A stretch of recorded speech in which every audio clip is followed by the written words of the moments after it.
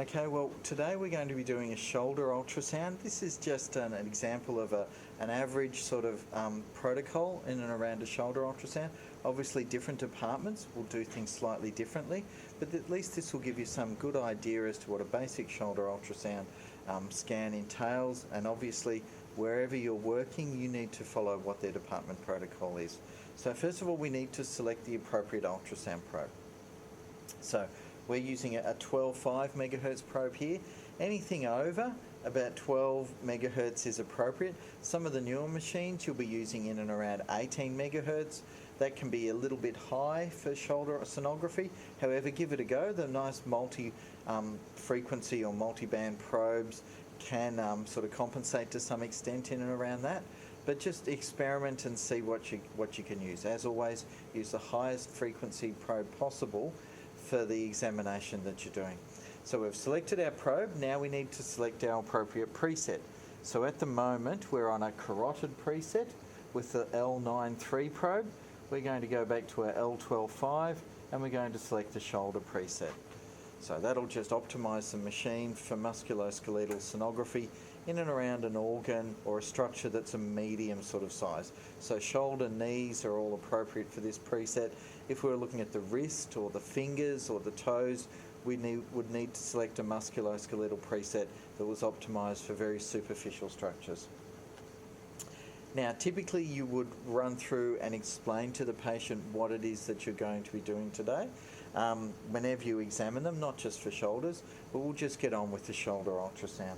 So I'm going to move from the anterior to the lateral to the posterior and then to the superior aspect of the shoulder. Look at the anatomy in and around the rotator cuff, as well as some of the dynamic aspects of the shoulder as we move the shoulder. So we're going to start with the long head of the biceps tendon. So remember, the biceps tendon has got two heads. We have a long head and a short head. Routinely, you'll just examine the long head. So probe in transverse plane. I like to rest my wrist on the patient, and that way all my movement is from my fingers. It gives my shoulder a rest, and it helps me to be nice and stable when I'm scanning. Because remember, we're looking at very fine structures, and if you start shaking because your arm's fatiguing or you're having trouble keeping still, that's really not going to help you. So the elbow's flexed at about 90 degrees, palm up, just resting on the patient's lap. And what we're looking for is the long head of biceps sitting within this bicipital groove. So that's a bit bright there, so I'm going to reduce my gain, right, because I need to see shades of grey. I need to see if there's small tears within this tendon. Remember, anisotropy is a big aspect of musculoskeletal sonography because we're looking at those strongly echogenic structures such as tendons and ligaments. So make sure that we adjust our probe appropriately by heel toeing, panning, fanning through the area so we're truly at 90 degrees to the structure. Then we need to assess whether or not the tendon subluxes or dislocates out of this bicipital groove. So we're in the transverse plane here. This is our humerus. This is our lesser tubercle, so this is medial, greater tubercle, lateral. We've got the transverse humeral ligament over the top forming the roof of the bicipital groove. That's really an extension of the subscapularis tendon. And what we do is stay on the groove and then externally and internally rotate that arm, seeing whether or not that long head of biceps tendon pops out of the groove, either fully or partially as we do that. Then we'll turn through 90 degrees so that we're along the long axis of the long head of biceps tendon.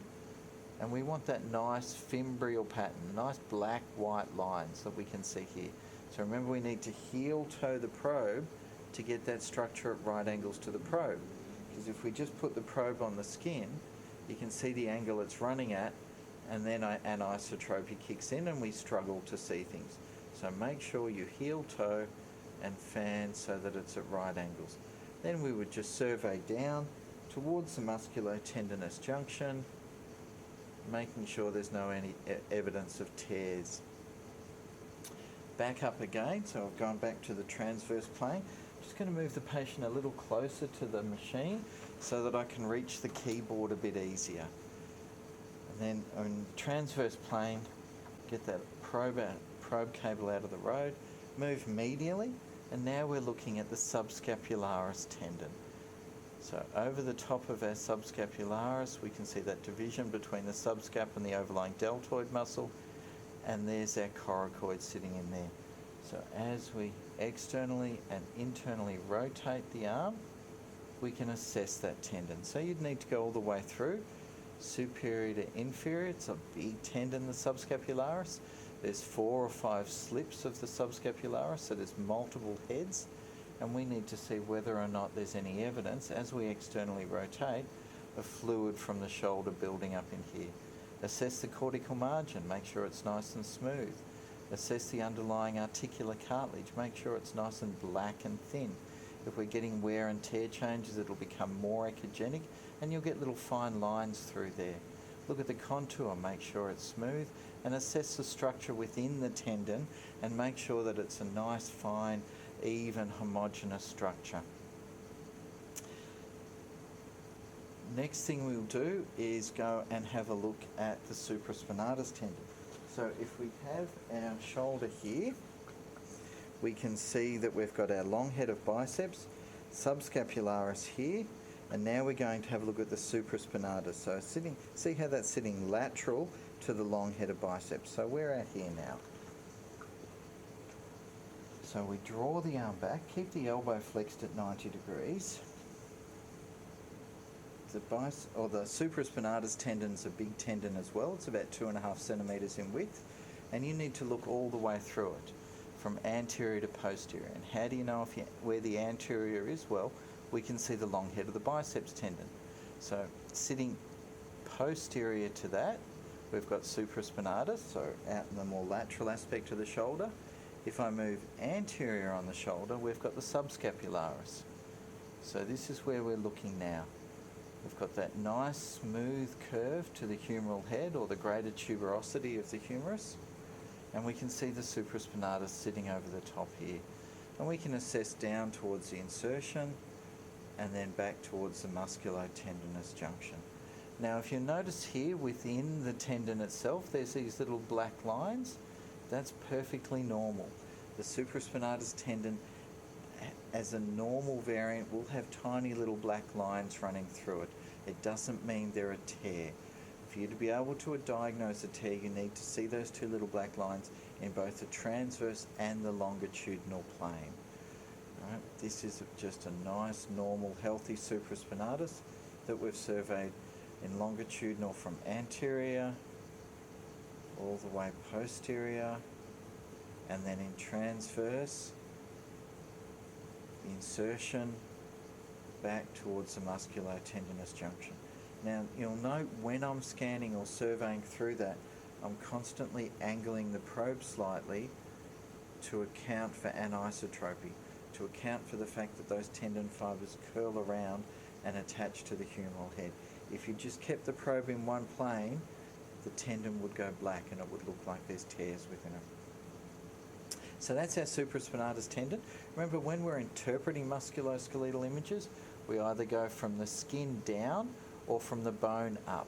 So if we go from the bone up here, we've got the humerus, or more specifically the greater tubercle or tuberosity of the humerus, articular cartilage, supraspinatus tendon, subacromial subdeltoid bursa, which is this very fine echogenic line here, overlying deltoid muscle, and then subcutaneous tissue and skin.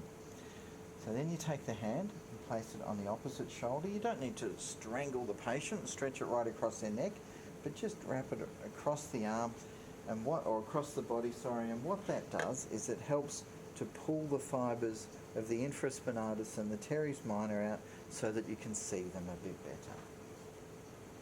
So we're placing our ultrasound probe now on the posterior aspect, and we've got the probe at an orientation sort of like that on the patient, so that we're lining up with the insertion of those tendon fibres. So we can put the probe here. First thing I do is identify the humeral head. It's a nice echogenic structure, so you can see it quite easily. And then just sitting superficial to that, we've got the fibres of the infraspinatus tendon. Over the top, we've got our big deltoid muscle. This is all deltoid muscle. These little white lines, they're tendinous inscriptions, because remember the deltoid muscle is a multi-pennate muscle. It's got multiple heads. So as a result, you can see these multiple tendinous inscriptions within the deltoid muscle. And that's quite normal. Then we've got the fatty layer and then skin. And then as always, playing on ultrasound's great strength, its ability to dynamically assess structures or watch structures in real life as they move. We externally and internally rotate the arm, looking for contour alterations, looking to see if any tears open up, because sometimes when you stretch things out, a little tear that you did not notice earlier all of a sudden opens up so you can see it. Now we're going to move a little bit more posterior on the shoulder, and what we're interested in is this posterior glenohumeral joint. So we'll increase our depth, so we've got enough depth, bring our focus down, so depth, focus, and then gain. So increased our image overall gain. And what we're interested in is this inverted or hyperechoic triangle here, which is the posterior labrum of the shoulder. So when our shoulder becomes, if our shoulder gets dislocated, what can happen is this humeral head can drive out posteriorly. When that occurs, the humeral head here pushes through this posterior labrum, and it can tear the labrum. And that you can sometimes see on ultrasound. Instead of it being a nice inverted, hyperechoic, homogeneous structure, you'll see little black lines running through it. Right? As we externally and internally rotate the arm, instead of the humeral head just gliding nicely adjacent to that posterior labrum, you might notice the labrum bowing or deforming, and that can indicate a problem within the labrum. Now, MRI is a more accurate diagnostic tool, but ultrasound's a good point for having a first look at it. So always play on the strengths of your equipment and move things around. And remember, chance favours the prepared mind. So if you're not looking for something, you'll never see it. So we look at the posterior humeral head. We look at the nice hypoechoic articular cartilage. As we externally rotate, we're looking for fluid to see if that builds up in the shoulder joint. And that'll show up as a hypoechoic area. You might see little bright echogenic dots within, and that's nitrogen bubbles.